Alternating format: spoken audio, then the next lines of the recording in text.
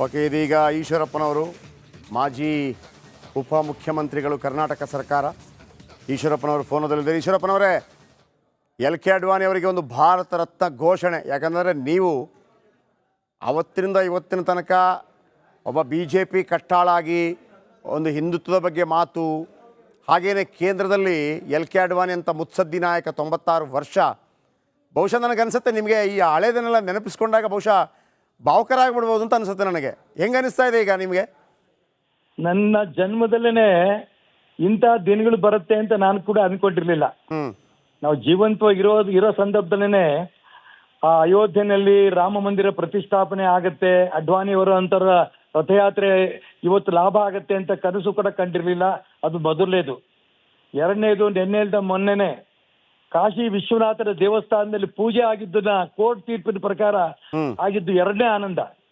ಮೂರನೇದು, ಆ ಎಲ್ಲ ಹೋರಾಟಗಳಿಗೂ ಕೂಡ ಶ್ರಮ ಹಾಕದಂತ ದಿಗ್ಗಜ ಲಾಲ್ ಕೃಷ್ಣ ಅಡ್ವಾಣಿಗೆ ಭಾರತ ರತ್ನ ಸಿಗ್ತಾ ಇದ್ದವು.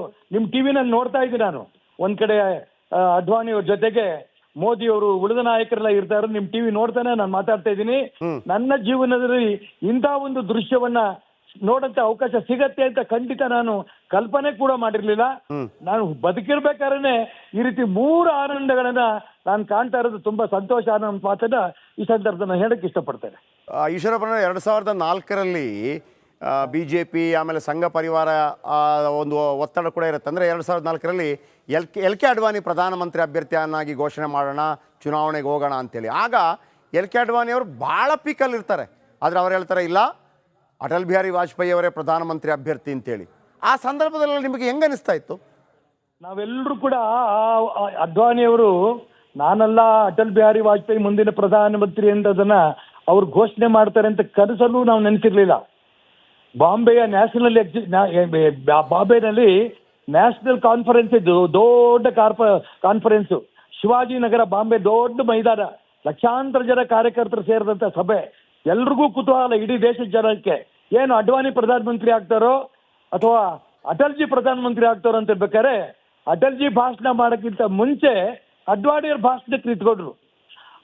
ಅಟಲ್ಜಿ ಕೂಡ ಕನಸು ಅಂತಲೂ ನೆನೆಸಿರ್ಲಿಲ್ಲ. ಅಂತ ಸಂದರ್ಭದಲ್ಲಿ ಲಾಲ್ ಕೃಷ್ಣ ಅಡ್ವಾಣಿ ಅವ್ರು ಹೇಳ್ತಾರೆ, ಈ ದೇಶದ ಜನರ ಪ್ರೀತಿ ಪಾತ್ರವನ್ನ ವಹಿಸ್ಕೊಂಡಿರೋರು ಅಟಲ್ ಬಿಹಾರಿ ವಾಜಪೇಯಿ ಅವರೇ ಮುಂದಿನ ಪ್ರಧಾನಮಂತ್ರಿ ಅಂತ ನಾನು ಅನುಮೋದನೆ ಮಾಡ್ತೀನಿ ಅಂತ ಅವ್ರು ಘೋಷಣೆ ಮಾಡಿದಾಗ ಇಡೀ ದೇಶವೇ ಬೆಚ್ಚಿ ಬೀಳೋ ರೀತಿಯಲ್ಲಿ ಕರ್ತಾಡಲಾಯ್ತು. ಇಂಥ ಒಬ್ಬ ಅಧಿಕಾರದ ಒಂದು ಗ್ರಾಮ ಪಂಚಾಯತಿ ಸಿಗಲಿಲ್ಲ ಅಂದ್ರೆ ಪಾರ್ಟಿ ಬಿಟ್ಟು ಹೋಗೋರಿದ್ದಾರೆ, MLA ಸಿಗ್ಲಿಲ್ಲ, MP ಸಿಗ್ಲಿಲ್ಲ ಅಂದ್ರೆ ಪಾರ್ಟಿ ಬಿಟ್ಟು ಹೋಗೋರಿದ್ದಾರೆ.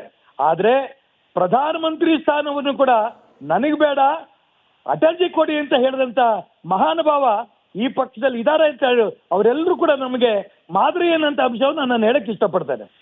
ಇದರ ಜೊತೆಗೆ ಈಶ್ವರಪ್ಪನವರ ಈ ಪ್ರಶ್ನೆನ ನಾನು ಬೇರೆ ಯಾರು ಕೇಳೋಕ್ಕಾಗಲ್ಲ, ನಿಮ್ಮ ಹತ್ರ ಕೇಳ್ತಾ ಇದ್ದೀನಿ. ಯಾಕೆಂದರೆ ಅವರೊಂದು ಮಾತುಕತೆ ನಡೆದು ಬಿಡಲಿ ಅಂತ. ಅಂದರೆ ಈ ರಾಮ ಮಂದಿರ ಹೋರಾಟಕ್ಕಾಗಿ ಇಷ್ಟು ದೊಡ್ಡ ಹೋರಾಟ ಮಾಡಿದವರು ಇದೇ ನರೇಂದ್ರ ಮೋದಿ ಅವರು ಇನ್ಚಾರ್ಜ್ ಆಗಿರ್ತಾರೆ LK ಅಡ್ವಾಣಿ ಅವರಿಗೆ. ಆದರೆ ಅನಾರೋಗ್ಯದ ಕಾರಣವೋ ಕೊರೋನಾ ಕಾರಣವೋ ಬೇರೆ ಬೇರೆ ವಯಸ್ಸಿನ ಕಾರಣವೋ ಆ ರಾಮ ಮಂದಿರ ಶಂಕುಸ್ಥಾಪನೆ ಮತ್ತು ಉದ್ಘಾಟನೆ ಸಂದರ್ಭದಲ್ಲಿ ಅವರಿಗೆ ಬರೋಕ್ಕಾಗೋದಿಲ್ಲ. ಆಗ ನಿಮಗೆ ನೀವು ಏನು ಫೀಲ್ ಮಾಡ್ಕೊಂಡ್ರಿ? ನಾನು ಇಷ್ಟೇ ಯೋಚನೆ ಮಾಡಿದೆ. ಯಾಕೆಂದ್ರೆ ಯಾವುದೇ ತೀರ್ಮಾನವನ್ನ ವ್ಯಕ್ತಿ ತಗೊಳಕ್ ಸಾಧ್ಯ ಇಲ್ಲ, ಎಲ್ಲ ಹಿರಿಯರು ಸೇರಿ ತಗೊಂಡಿರ್ತಾರೆ ಅಂತ.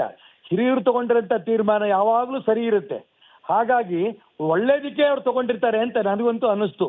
ಯಾಕೆಂದ್ರೆ ಹೋರಾಟ ಅನ್ನೋದನ್ನ ಲಾಲ್ ಕೃಷ್ಣ ಅಡ್ವಾಣಿ ಅವ್ರ ಮುಖಾಂತರ ನಾವು ಕಲಿಬೇಕು. ಅವ್ರು ಇಡೀ ದೇಶದಲ್ಲಿ ಆ ರಥಯಾತ್ರೆಯನ್ನು ಹೊರಟಂತ ಸಂದರ್ಭದಲ್ಲಿ ಸೌಭಾಗ್ಯ ನನ್ನ ಜೀವನದಲ್ಲಿ ಅಂತ ಅನ್ಕೊಂಡು ಆ ಯಾತ್ರೆನಲ್ಲಿ ಅವ್ರ ಜೊತೆಗೆ ರಥದಲ್ಲಿ ನಾನು ಕೂಡ ಇದ್ದೆ. ಒಂದ ಊರಿಂದ ಇನ್ನೊಂದು ಊರಿಗೆ ಹೋಗಂತ ಸಂದರ್ಭದಲ್ಲಿ ಈಗ ಮುಂದಿನ ಊರು ಯಾವ್ದು ಅಂತ ಕೇಳೋರು ಅವರು. ಇಂಥ ಊರು ಅಂದಾಗ ಆ ಊರಿನಲ್ಲಿ BJP ಒಬ್ಬ ಹಿರಿಯ ಕಾರ್ಯಕರ್ತ ಇದ್ದ, ಅವ್ರ ಹೆಸರು ಹೇಳೋರು ಅವ್ರು ಇದಾರ ಇಲ್ಲ ಅಂತ. ಅಂದ್ರೆ ಇಡೀ ಕರ್ನಾಟಕವನ್ನು ಎಷ್ಟು ಬಾರಿ ಅವ್ರು ಸುತ್ತಿರ್ಬೋದು ಲೆಕ್ಕ ಹಾಕಿ. ನನ್ನ ಎಲ್ರಿಗೂ ಮಾರ್ಗದರ್ಶನ, ಅವ್ರ ಜೀವನವೇ ಮಾರ್ಗದರ್ಶನ. ನಾವೆಲ್ಲ ಪಕ್ಷದ ಸಂಘಟನೆ ಮಾಡಬೇಕು ಅಂತೇಳಿ ವ್ಯಕ್ತಿ ಹೆಸರಿಟ್ಕೊಂಡು ಇಡೀ ದೇಶದ ಪ್ರತಿ ಊರಿನ ವ್ಯಕ್ತಿ ಹೆಸರಿಟ್ಕೊಂಡಂತ ಒಬ್ಬ ಮಹಾನ್ ನಾಯಕ ಲಾಲ್ ಕೃಷ್ಣ ಅಡ್ವಾಣಿ ಅವ್ರ ಜೊತೆ ನಾವು ಬೆಳೀತಾ ಇದೀವಲ್ಲ ಅನ್ನೋದು ಆನಂದ. ಇದು ಒಂದು. ಎರಡನೇ, ನೀವೊಂದು ಆಶ್ಚರ್ಯ ಪಡ್ತೀರಿ, ಯಾವುದೇ ಸಭೆ ಸಮಾರಂಭಕ್ಕೆ ಹೋಗ್ಬೇಕಾದ್ರೆ ಆ ಸಭೆಗೆ ಎಷ್ಟು ಜನ ಸೇರ್ತಾರೆ? ಎಷ್ಟು ಸಾವಿರ ಜನ ಸೇರ್ತಾರೆ, ಎಷ್ಟು ಲಕ್ಷ ಜನ ಸೇರ್ತಾರೆ ಅನ್ನೋದು ಅನೇಕರು ಕೇಳ್ತಾರೆ. ಆದ್ರೆ ಲಾಲ್ ಕೃಷ್ಣ ಅದ್ವಾನಿ ಅವರು ಮತ್ತೆ ಅಟಲ್ ಬಿಹಾರಿ ವಾಜಪೇಯಿ ಇಬ್ರು ಕೂಡ ಕರ್ನಾಟಕಕ್ಕೆ ಬರ್ತಾರೆ ಅಂತ ಕೇಳಿ ನಂಗೆ ಆಶ್ಚರ್ಯ ಆಯ್ತು. ನಾನು ರಾಜ್ಯದ ಅಧ್ಯಕ್ಷ ಅವಾಗ. ಎಷ್ಟು ಜನಕ್ಕೆ 3 ದಿನ ಸಭೆ ಅದು.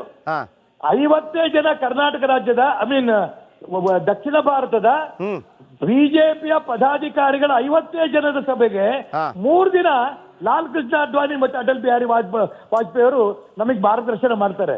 ಲೆಕ್ಕ ಹಾಕಿ ಅವರ ಇಡೀ ಜೀವನವನ್ನ ಮುಂದಿನ ಕನಸು ನಮ್ಗೆ ಏನಿರ್ಬೇಕು, ಮುಂದಿನ ನಮ್ಮ ರಾಮರಾಜ್ಯ ಹೇಗಿರ್ಬೇಕು, ಸಿದ್ಧಾಂತವನ್ನ ಪ್ರತಿಯೊಬ್ಬ ಕಾರ್ಯಕರ್ತರಿಗೂ ತಿಳಿಸಂತ ನಾಯಕರಿಗೂ ತಿಳಿಸ್ಬೇಕು ಅಂತೇಳಿ 50 ಜನ ಜೊತೆಗೆ 3 ದಿನ ಅವರಿಬ್ರು ಇದ್ರು ಅಂದ್ರೆ ನಿಜಕ್ಕೂ ಕೂಡ ಅವ್ರ ಜೊತೆಗಿದ್ದಂತ ನಾವು ಪುಣ್ಯವಂತರು, ಸಿದ್ಧಾಂತವನ್ನ ಪಡೆದಂತ ನಾವು ಪುಣ್ಯವಂತರು. ಈ ಸಂಘಟನೆ ಇದೀವಲ್ಲ ಇಂಥ ನಾಯಕರನ್ನ ಹಿಡ್ಕೊಂಡು ನಿಜಕ್ಕೂ ನಮ್ಮ ಜೀವನ ಸಾರ್ಥಕ ಆಯ್ತು ಅಂತ ನನಗೆ ಅವತ್ತೇ ಅನ್ಸಿತ್ತು. ಈಶ್ವರಪ್ಪನವರೇ, ನಾನು ನಿಮ್ಮ ಜೊತೆ ಅನೇಕ ಬಾರಿ ಮಾತಾಡಿದ್ದೀನಿ, ಬಟ್ ಇವತ್ತು ಮಾತಾಡಿದ್ದು ನನಗೆ ಭಾಳ ಅಪ್ಯಾಯಮಾನ ಅಂತ ಅನಿಸ್ತು. ಈಶ್ವರಪ್ಪನವರೇ, ನಿಮ್ಮ ಜೊತೆ ಮಾತನಾಡಿದ್ದು ಇವತ್ತು. ಧನ್ಯವಾದ. ಥ್ಯಾಂಕ್ ಯು ಈಶ್ವರಪ್ಪನವರು, ಥ್ಯಾಂಕ್ ಯು ವೆರಿ ಮಚ್. ಈಶ್ವರಪ್ಪನವರು ಮಾತಿಗೆ ಕರೆಕ್ಟಾಗಿ ನಿಂತರೆ, ಮಾತಾಡಿಸೋರು ಕರೆಕ್ಟಾಗಿ ಸಿಗಿದ್ರೆ ಭಾಳ ಮುಕ್ತವಾಗಿ ಮಾತಾಡ್ತಾರೆ. ಮಾಧ್ಯಮದಲ್ಲಿ ನಮಗೆ ಹೆಂಗಿರುತ್ತೆ ಅಂದರೆ ಅವರು ಏನೆಲ್ಲ ಮಾತಾಡ್ಬಿಡ್ತಾರೆ, ಹಂಗಲ್ಲ ನೋಡಿ. ಎಷ್ಟು ಮುಕ್ತವಾಗಿ ವಿಚಾರಗಳು ಬಂತು ಅಂತಂದರೆ 50 ಜನಕ್ಕೆ ಬೇಕಾಗಿ 3 ದಿನ, ಕೇವಲ 50 ಜನಕ್ಕಾಗಿ 3 ದಿನ. ಏನ್ರಿ ಜನ ಬಂದಿಲ್ಲ ಅಂತೇಳಿ. ಯಾರು? ಅಟಲ್ ಬಿಹಾರಿ ವಾಜಪೇಯಿ ಮತ್ತು LK ಅಡ್ವಾಣಿ 50 ಜನ ಅಂತೆ 3 ದಿನ ಇರ್ತಾರೆ ಅಂತ. ಅದರ ಅರ್ಥ ನಮಗೆಲ್ಲ ಹೆಂಗೆ ಅಂತಂದರೆ, ಹೌದಾ ನಾವು ಯಾವಾಗ MLA ಆಗೋದು, ನಾವು MP, ನಾವು ಮಿನಿಸ್ಟ್ರಿ ಯಾವಾಗ ಆಗೋದು, ಆವಾಗ ವಯಸ್ಸಾಗಿರುತ್ತೆ, ಎಲ್ಲ ಈಗಲೇ ಸಿಗಬೇಕು ಅಂತೇಳಿ. 2004ರಲ್ಲಿ ಈವನ್ BJPಗೂ RSSಗೂ ಮನಸ್ಸಿರೋದಿಲ್ಲ. ಇದು ಅಕ್ಷರಶಃ ಸತ್ಯ. ಅಂದರೆ ವಾಜಪೇಯಿ ಅವರು ಸಾಕು, LK ಅಡ್ವಾಣಿ ಏನು ಫೈರ್ ಬ್ರ್ಯಾಂಡ್, ಈಗ ಯೋಗಿ ಅಂತ ಹೇಳ್ತಾರಲ್ಲ BJPಯವರು, ಆ ಥರ ಫೈರ್ ಬ್ರ್ಯಾಂಡ್ ಇವರನ್ನು ಮಾಡೋಣ ಅಂತ. ಅದನ್ನೇ ಈಶ್ವರಪ್ಪನವರು ಹೇಳಿದ್ದು. ಅಲ್ಲಿ LK ಅಡ್ವಾಣಿ ಅಂತ ಬರ್ತಾ ಇರುತ್ತೆ. LK ಅಡ್ವಾಣಿಯವರೇ ಫಸ್ಟ್ ಭಾಷಣ ಮಾಡ್ತಾರೆ. ಮಾಡಿಬಿಟ್ಟು ಯಾವುದೇ ಕಾರಣಕ್ಕೂ ಇಲ್ಲ, ಆ ವಿಚಾರಣೆ ಬರಬಾರ್ದು, ಅಟಲ್ ಬಿಹಾರಿ ವಾಜಪೇಯಿ ಅವರೇ ಪ್ರಧಾನಮಂತ್ರಿ ಆಗ್ತಾರೆ ಅಂತ. ಅದನ್ನೇ ಈಶ್ವರಪ್ಪನವರಿಂದ ಮತ್ತೆ ನಾನು ಹೇಳಿಸಿದ್ದು.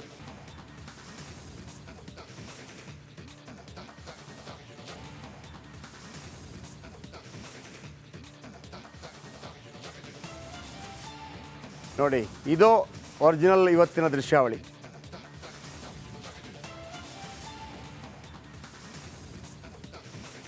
ಹೌದು,